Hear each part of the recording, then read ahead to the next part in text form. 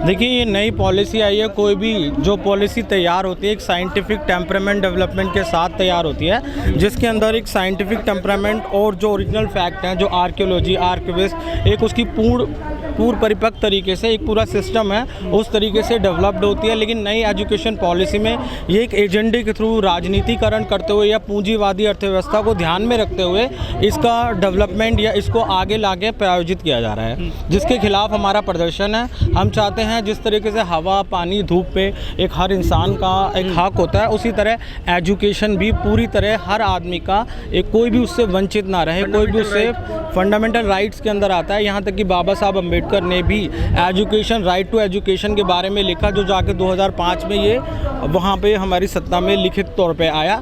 लेकिन हम इसका विरोध करते हैं। जो भी जन विरोधी होगा, एजुकेशन अगर हर बच्चे को नहीं मिलेगी जो कि उसका अधिकार है। देखिए, एजुकेशन सबको मिल रही है, लेकिन नई एजुकेशन पॉलिसी इसके अंदर कुछ ऐसे पॉइंट्स हैं जो बिंदु आधारित मैं आपको 2-3 पॉइंट्स यहाँ पे केंद्रित करना चाहूँगा कि 6th, 7th, 8th या उससे थोड़ा सा अबव लेवल में ये नो एजुकेशन या नो डिटेंशन पॉलिसी है। नो डिटेंशन पॉलिसी कि बच्चा जो होगा वो अगर पढ़ाई पर ध्यान ना भी रखे, जो कि रखते हैं बच्चे, लेकिन नो डिटेंशन पॉलिसी में वो अपने आप 6th, 7th, 8th, 9th आगे वो बढ़ते चले जाएंगे। साथ में इनको रोज़गार सिखाया जाएगा। रोज़गार यानी कि छोटा बाल काटना या फिर कोई भी ऐसा काम उनको सिखाया जाएगा जिससे वो आगे अपना किसी भी तरीके का कुछ काम कर सकते हैं, कुछ सीख सकते हैं। लेकिन अगर एक ख़ास वर्ग के बच्चे जो कि अपना इस तरीके की छोटी चीज़ें सीखने लग जाएंगे और उनको रोज़गार प्राप्त हो जाएगा 500 से 700 रुपये, तो उनका वैचारिक स्तर या फिर उनकी कोई भी ऐसी जो उनके दिमाग के अंदर एक डेवलपमेंट होना चाहिए, जो सरकार से सवाल करे, जो उच्च लेवल की शिक्षा है, वो वहाँ तक नहीं पहुँच पाएंगे, बल्कि पहले ही, उससे कहीं पहले ही एक 500, 700 या 1000 रुपये उनकी जो डेली के वेजेस होंगे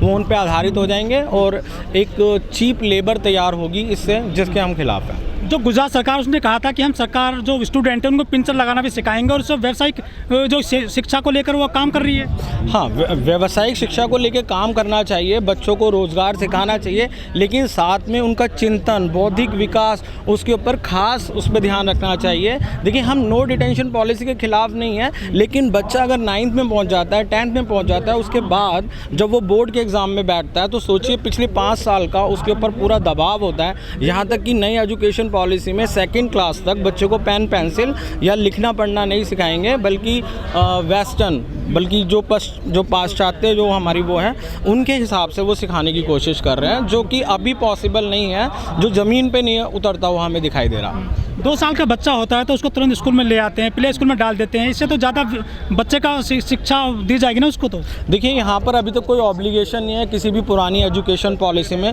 कि आप 2 साल के बच्चे या 3 साल के बच्चे को आप किसी भी प्ले स्कूल में डालें। वो हमारी व्यक्तिगत इच्छा है जिसके अंदर हम ऐसा कर सकते हैं। लेकिन न्यू एजुकेशन पॉलिसी जिसके अंदर +3 मतलब 3 साल से छोटे बच्चों को आपको स्कूल भेजना ही भेजना पड़ेगा, मतलब उसके अंदर आपको ऑब्लिगेशन है, क्योंकि वो 5+3+3+4 सिस्टम जो है उसको लेके आ रहे हैं। अब आप ये समझिए, इतना छोटा बच्चा, और हम जिस स्तर की बात कर रहे हैं, जो क्लासेस की बात कर रहे हैं, 3 साल का बच्चा अनहाइजीनिक कंडीशन है, उसको और भी मतलब उनको सफाई, स्वस्थ, वो सारी चीज़ें 3 साल के बच्चों को एक सरकारी स्कूल में कैसे मुहैया करवा पाएंगे। बहुत सारे सर प्राइवेट स्कूल खुल गए हैं, प्राइवेट यूनिवर्सिटीज आ गई हैं, इससे तो ज़्यादा शिक्षा का प्रसार होगा ना। हाँ, ज़्यादा शिक्षा का प्रचार होगा, लेकिन जब 6th, 7th, 8th में ही एक बच्चा, एक छोटे तबके के बच्चा जिनको लेबर क्लास या इस तरीके की एक पूरी क्लास डेवलप की जाए।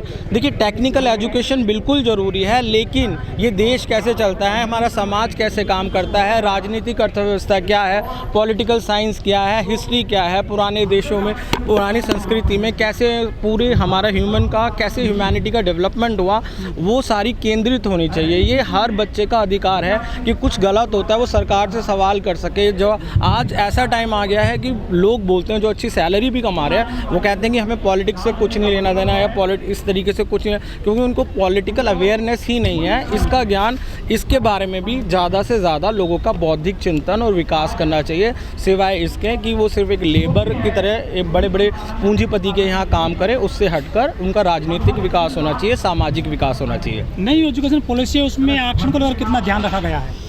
नई एजुकेशन पॉलिसी में किस चीज़ का?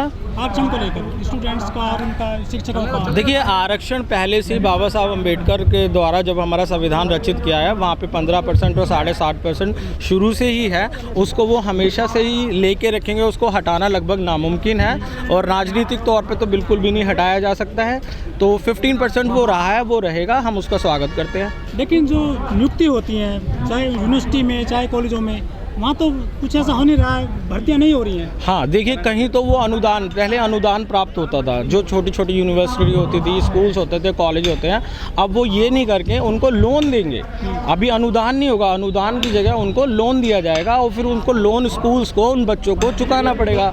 अभी 200 लाख करोड़, 200 करोड़ ये बड़े बड़े पूंजीपति वर्ग का माफ़ कर रहे हैं, लेकिन जो स्टूडेंट्स हैं, जो एजुकेशन है, जो कि हवा पानी, जो हमारी मूलभूत आवश्यकताएँ हैं, उनको पूरा करने के लिए वहाँ अनुदान नहीं प्राप्त हो रहा। लेकिन ये बड़े बड़े जो टेक्नोक्रेट्स हैं या जो जितने भी पूंजीपति वर्ग हैं, उनका तो पूंजी माफ़ कर रहे हैं, लेकिन यहाँ पे अनुदान की जगह लोन दे रहे हैं बच्चों को। लोग कहते हैं कि जो एजुकेशन चल रही है देश में, उससे केवल डिग्री प्राप्त होती है, रोजगार नहीं मिलता है। नई पॉलिसी जो आई है, इससे रोजगार मिलेगा, आगे बढ़ेंगे सारे मतलब युवा पीढ़ी है। हाँ, रोजगार प्राप्त होगा। देखिए, रोजगार देखिए ऐसा है कि ये पूंजीवादी अर्थव्यवस्था होती है। इसके अंदर आपने मान लीजिए रिलायंस को आपने एक पूरा communication 3G channel, 4G channel या 5G चैनल आवंटित कर दिया, ठीक है। उन्होंने 5,000, 10,000, 20,000 एक लेबर्स चाहिए, चाहे वो इंजीनियरिंग के लेवल की हो, चाहे वो हाई टेक्निकल इंजीनियर हो, उस तरीके की लेबर हो, या छोटी लेबर्स होती हैं जो कि आपके पिलर्स पे काम करती हैं, टेक्निकल लेबर्स होती हैं, वो उस तरीके से तैयार होती हैं। तो हमें इस चीज़ का ध्यान रखना होगा कि टेक्निकल एजुकेशन के साथ साथ व्यक्तित्व का विकास भी हो। हमारा इसी पे सेव एजुकेशन का मतलब ही है कि हम उसको तैयार रखें।